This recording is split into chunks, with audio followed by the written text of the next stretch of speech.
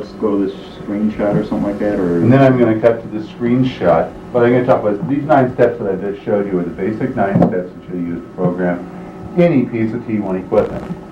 Now, right there at the end, I mentioned drop it insert. We talked about it a couple of times. Let's go back to a screen. Let's go back to a shot that helps make sure that you understand what we're talking about here. Do you want to hear where we left off, or just go ahead with it? Just back up a little bit for about 10 seconds.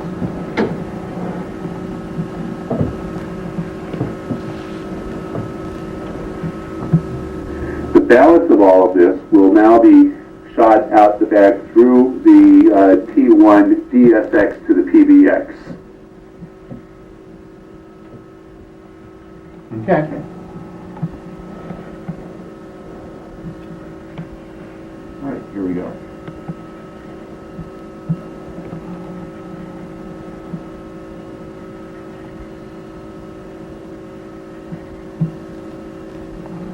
Now, these 9 steps that I've just shown you are the same 9 steps that you will use to program any kind of T1 equipment. Basically, there aren't very many other choices. The only place that you have to really think about anything that would be different would be when you have more than 1 or 2 ports. You've got to take a little time and make a plan for how you want to groom the channels. You don't always have to have a DSX port with the drop either. It doesn't have to have a PBX. You might be using all of the bandwidth up amongst all of the ports, or even just one of them. But just to make sure that this drop and insert concept makes sense, let's take a look at a drawing we have here that helps depict that. When we take a look here, what we have our PBX here and my network here. This CSU could also be a MUX. What we have is the DSX going to the PBX, and then we have the B35 drop to the router. You call it either way you want. You're dropping not one part off the PBX and one part off to the router. In this situation, what we could have depicted is that we took the T1 into the CSU, or the MUX, either way, and you groom it to tell how many channels are going to come over here. Let's just assume for a second that we did our 384, so that would be 6 channels. And then the balance, the 18 other DS0s, would go into the PBX. The PBX would then know that it has to use only those channels for in- and outbound dialing. Now, we went out on site to some live customer shots where we showed some really good installations of real T1 cards and a real PBX. And I think next what we want to do is go and take a look at some of those shots. Okay, this is where we want to insert. I guess I should start off with, that was pretty interesting, or something, I don't know. What's a good phrase? Sounds good to me. Sounds good to me? No. No, I think you should just go on. I don't think you should have to say this is interesting or anything. Just go on. So I want to talk about the wolves, the no dial tone problem. And then I want to mention Smart Jack too, but I didn't push it enough.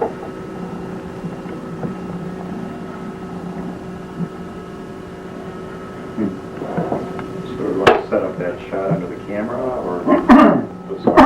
No, because you're going to be talking to me. Then Did you say you had a drawing of the smart I cat do. or something? but You're just going to hold it up? yeah. Okay. No, I'm not. We're going to cut. I'll get it ready. Okay. Okay, how do you do on that? How do you do? Would it help if I use one of these telephone holders? It would tend to put it more parallel to the plane of the Yeah, lens. the plane of light. You got to move it down and over to the left. Down a little more.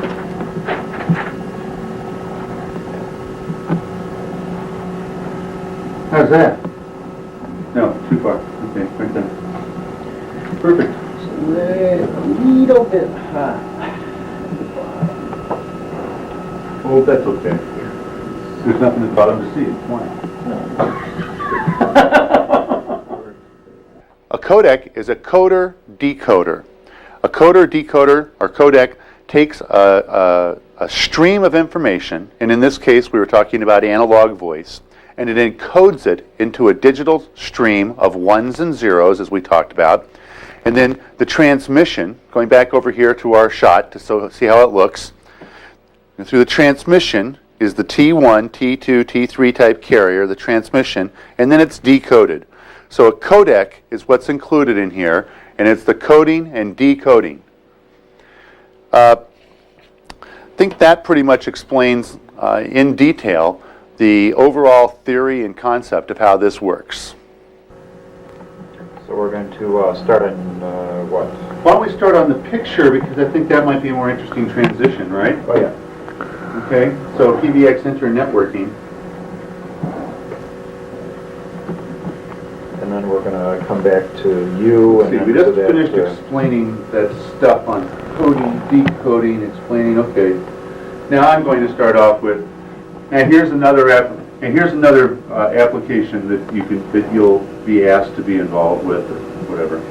It's linking together multiple PBXs. But we'll be on this screen while you're saying that. And then we're going to come back to you. And then we're going to go to that tight shot. Come back to me. No, this would be The next one. no. This is like 10 slides down or so. We'll start on that, and as I talk, come to me, and then I'm going to want to go back. I'll change it to this, and we'll go back to this, and we'll stay here for 2 shots. Okay? Okay. So you with me? We're going to start on this. Then you'll come to me as I'm talking. Just give you a few seconds on that screen, come to you, and then And we'll then as go I'm back. talking, I will change. You want to give me more than a few seconds. I'll signal you when I'm ready for you to come to me. I'll give you a signal, and then you wait a second, and then come to me. And then I'll say, now let's go back to the shot again, and we've added a telephone. Okay? Okay. And then we'll stay on this, and we'll go to this, and we'll stay on that, and then I'll signal you, and you come back to me, and that'll give you the end of the shot. Unless I keep going, I might go on if I'm feeling comfortable about this. Okay. I think I might go over to here at that point. Okay? All right, we all set? We're all set. All right, here we go. Wait a minute, we aren't all set. There. Now we're all set. Here we go.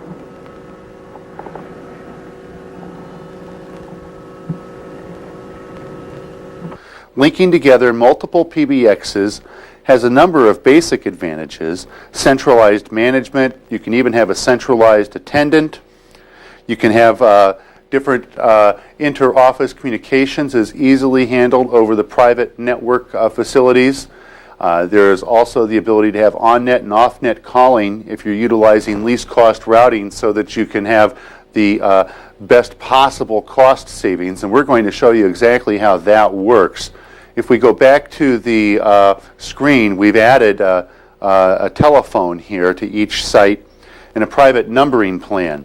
What I want you to first notice is that a private numbering plan can be just like a numbering plan for the North America.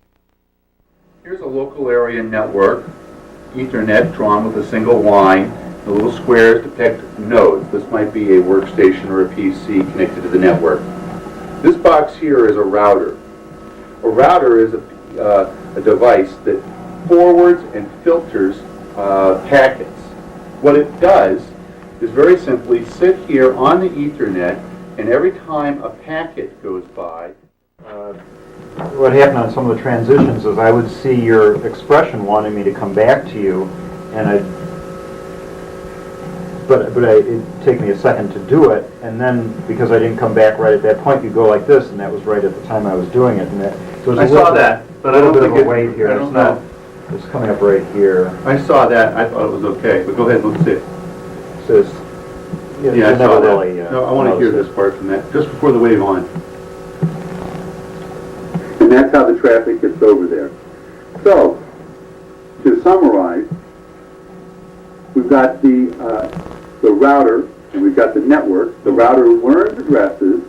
The network is like a large post office, so it learns all the addresses, and those addresses that it knows are not destined, packets that are not destined for a node on its own local network have to be routed and forwarded.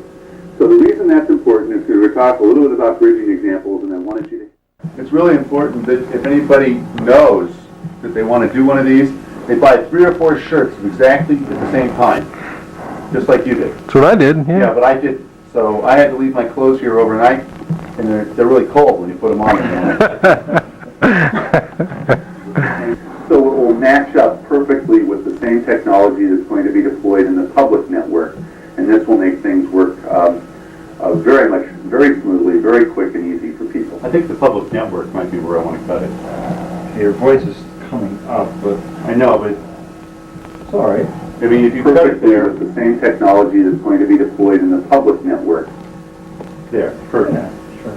Okay? Now, you cut to, the next scene is up.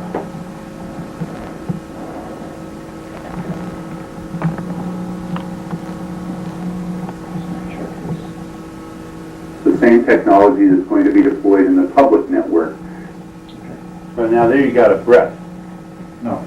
So I've marked the endpoint. Oh, you here. marked can't see where it is. I'm watching for the minus sign to go away as I listen to the audio, and then I know that I had marked it at the right place. Oh, I see. The minus means what? That there's no sound on Yeah, it? because when I hit, When you push your button, you stop everything. When I set a new edit point, I press the reset button, it zeroes everything out. Then I set that as an endpoint. Then I go back that up and the counter shows 0. So as I'm watching for, either watching for an audio cue, or for a visual cue, or listening for an audio cue, I compare it to the point at which the minus sign disappears, because I know that's 0, and that's where my edit point is set in. So it can be very precise. We've been watching it. It works pretty good. Yeah. Okay. Count me down. So 1, 2, 3. we're we're coming in on the Yeah, screenshot. right. We need lights. Lights. Need that light. Lights, camera, action. Hey, I'm supposed to say that. Oh, sorry. Well, I said it, so... Nothing happened. Nothing happened. Okay, here we go. You want to say it, Mike? Lights, camera, action.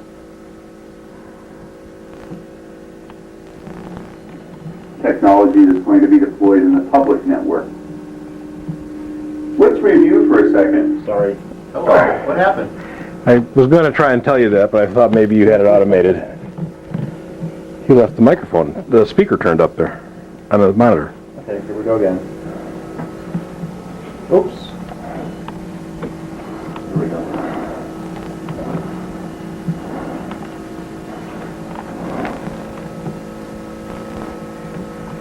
Let's review for a second. Just to go over several of the basics. The transmission. This is the speed or the type of carrier that you're using. It could be a DS0 at 56 or 64. It could be the which is T1, T2, or T3 also. Your physical media. It can be copper, coax, fiber, microwave, or satellite. And the services that ride on top of these. These could be your clear channel that we've been using, or we can, for digital trunking, can also come in over this, which would be CO trunks, DID, DOD, 800 or watts type service. You can also use frame relay or asynchronous transfer mode. Now, that covers the review for now. Let's talk about another type of application. What we're going to do is introduce to you the TelSource Access Bank. It's an integrated CSU. Why don't we come back and take a look at this here. I've got a CSU channel bank. I want to bring it up. You can see this thing's pretty small. This is the equivalent of what you saw out there at the Wolves, only you can see, look at this, it's very small, very lightweight. We have it on a stand here. It would mount on the wall. It's got the mounting ears right here. And something very unique about this box, when I open the box, the shipping box itself, there was no manual.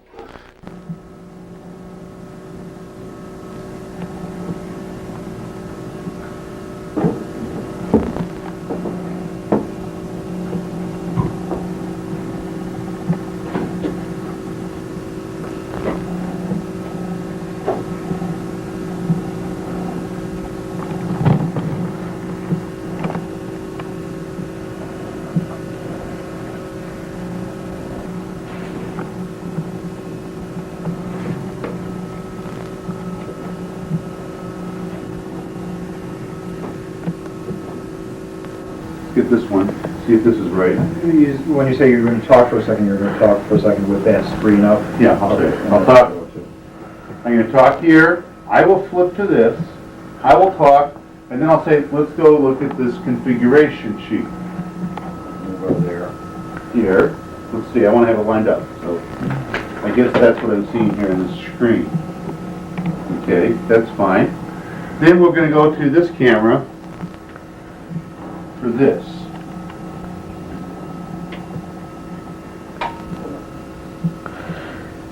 Are you going to want me to follow you down the side, from the top to the bottom? I don't know what's the best way to do that. Maybe the front camera would be the better one to use for this. It would be, if you can see the front and you know what you're looking The at. front camera, okay. So the front camera, I could use it to introduce this. Okay, teacher.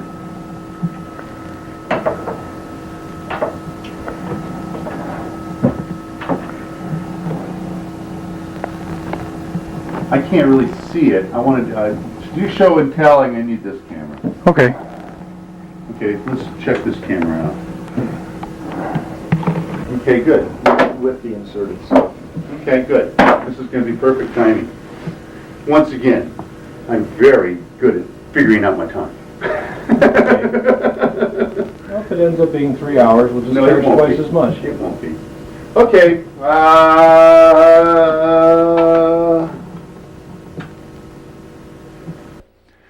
Now, before you begin to install a channel bank or any piece of equipment, we've talked about gathering the information in advance and using a worksheet to map out all of the DS zeros and to check the T1 format. And also, you want to be sure to coordinate with all of the other equipment vendors or customers for proper cables and connectors. Be sure to check your gender. Now, TelSource has sent me a special handoff sheet. Why don't we take a look at this? This is they call it a handoff sheet. It's the sheet that we use to gather the information for an installation with their company. Starts off here at the top. Let's see if we can zoom in. Just don't know if we can get in a little closer and try to read this. We have our choices here of loop start, E&M, wink start. You pick what's right and order it based on how you're going to interact with your equipment. Now let's come back over here and take a look at the channel bank itself. Here we've got the channel bank. Let's start with the T1 interface port. So what we've got and shown you today are the basic concepts of how to test and perform troubleshooting. And I want you to use these concepts to help evolve yourself into a superior T1 technician. There's not enough people out there in the world that can handle digital telephony. So I look forward to seeing you in the network, and good luck.